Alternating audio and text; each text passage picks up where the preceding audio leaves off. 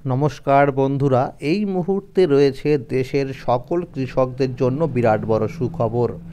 আপনি যদি একজন কৃষক হয়ে থাকেন এবং কেন্দ্রীয় সরকারের পিএম কিষাণ প্রকল্পের নাম নথিভুক্ত করে রাখেন, তাহলে আপনার জন্য রয়েছে এই মুহূর্তে দুর্দান্ত খুশির আপডেট।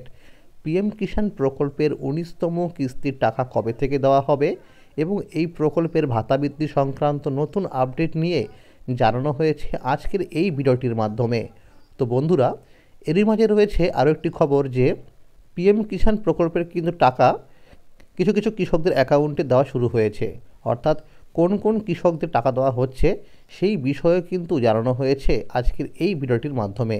তাই বন্ধুরা, ভিডিওটি সম্পূর্ণ দেখবেন, একটু স্কিপ করবেন না, তাহলে জানতে পারবেন আপনি আপনার ব্যাংক অ্যাকাউন্টে টাকা কবে থেকে পাবেন। চলুন বন্ধুরা, এবার দেখে নেওয়া যাক কী বলা হয়েছে আজকের এই প্রতিবেদনে। পিএম কিষাণ প্রকল্পের ১৯তম কিস্তি কবে ঢুকবে? প্রধানমন্ত্রী কিষাণ সম্মান নিধি যোজনা ভারতের ক্ষুদ্র ও প্রান্তিক কৃষকদের প্রয়োজনীয় আর্থিক সহায়তা প্রদান করে থাকে। এই প্রকল্পের অধীনে, যা ২৪শে ফেব্রুয়ারি ২০১৯ সালে চালু হয়েছিল, কৃষকরা বার্ষিক ৬,০০০ টাকা আর্থিক সহায়তা পান, যা সরাসরি তাদের ব্যাংক অ্যাকাউন্টে ২,০০০ টাকা ৩টি সমান কিস্তিতে পাঠানো হয়ে থাকে।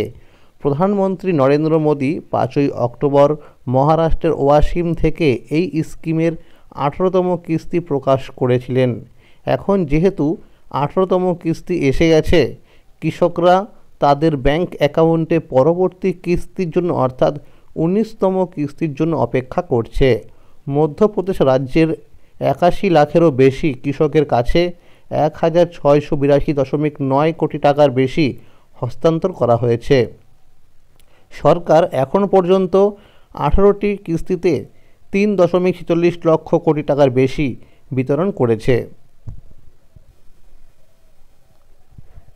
পিএম কিষাণ প্রকল্পের টাকা যে কারণে বন্ধ হয়ে যেতে পারে সেগুলো হলো, ১ নম্বরে বলা হয়েছে, যদি আপনার আধার নম্বরটি স্কিমের সাথে সঠিকভাবে লিঙ্ক করা না থাকে বা আপনার আধার বিবরণে কোনো ভুল থাকে, তবে কিস্তির টাকা বন্ধ হয়ে যেতে পারে।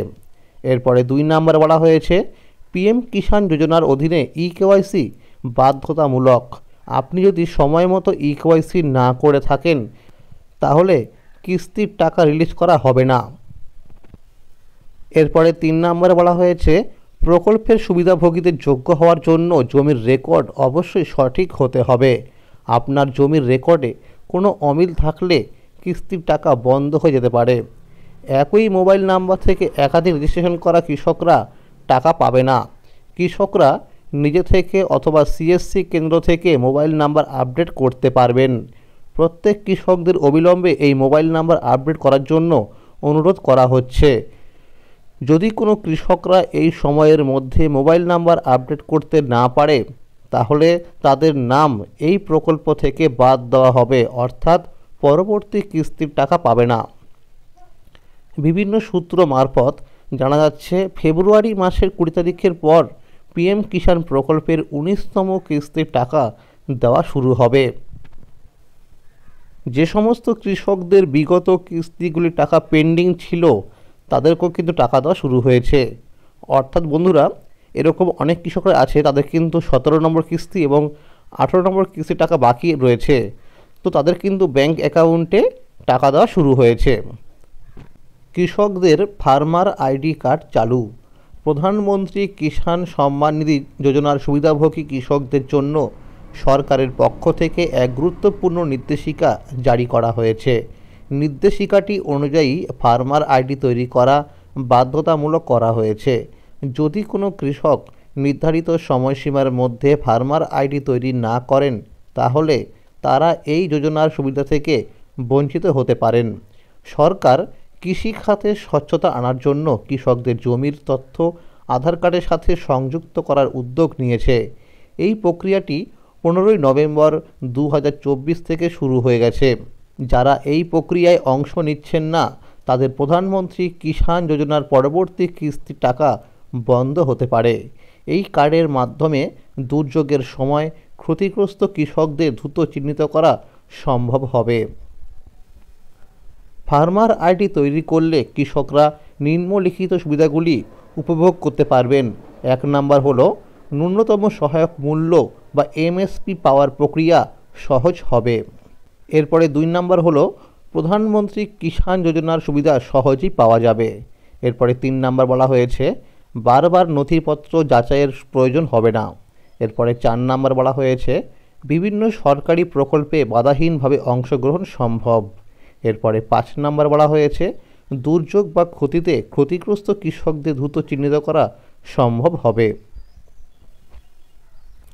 সরকার কৃষকদের ফার্মার আইডি তৈরি করার জন্য সময়সীমা বাড়িয়ে 26শে জানুয়ারি 2025 পর্যন্ত করেছে।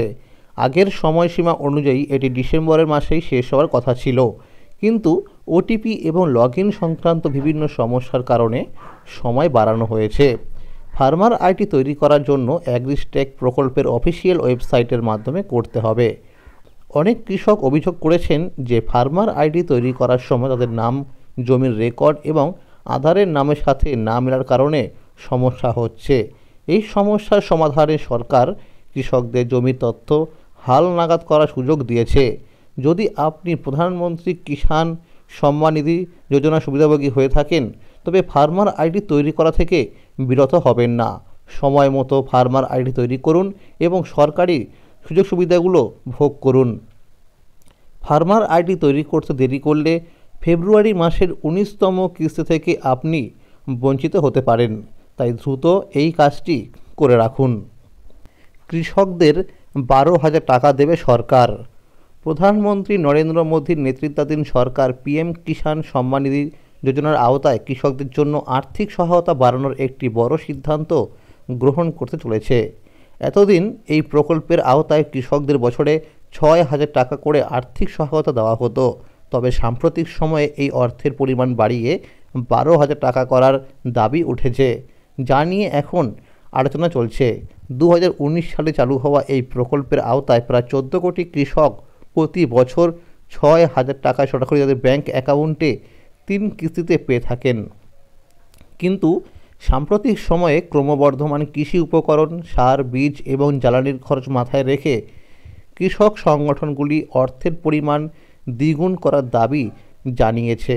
সরকারের আশা এই অর্থ বাড়ানো হলে কৃষকরা আরও বেশি আর্থিক সুরক্ষা পাবেন এবং দেশের কৃষি উৎপাদনে ইতিবাচক প্রভাব পড়বে।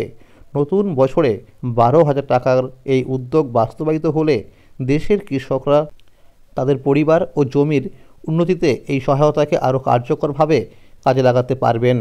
পিএম কিষাণ প্রকল্পের টাকা বাড়ানোর এখন অফিসিয়ালভাবে ঘোষণা হয়নি।